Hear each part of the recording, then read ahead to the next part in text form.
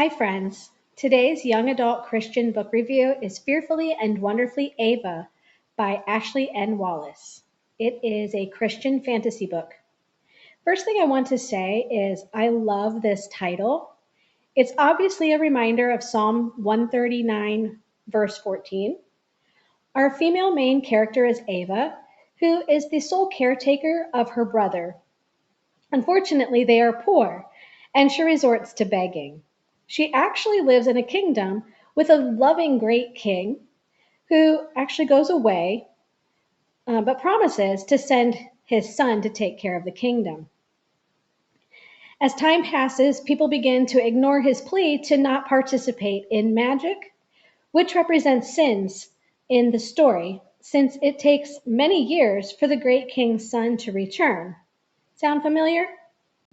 In Ava's desperation, she follows a man who promises a better life as long as she does magic, but it changes her inside and out.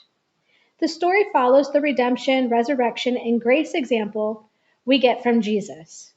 It's obvious, which is just fine with me. I give this part of the story 4 stars, but I want to be honest because as Christians we should be. I know many parents don't want their kids reading about magic. So be aware, she goes into a few new age ideas like focusing on nature and meditating on it. I think she uses the words channeling and energy too.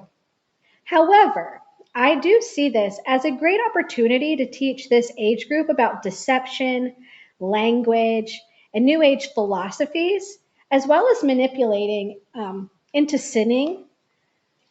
Ava's struggle becomes borderline addictive until she meets the great king's son, who finally returns. I won't give away the really good parts that followed the Jesus storyline, but seriously, don't let the aforementioned magic, new age talk deter you from allowing your children to read this book. Like I said, it opens the door to discussion, and we really do see the storyline of the redemption and grace.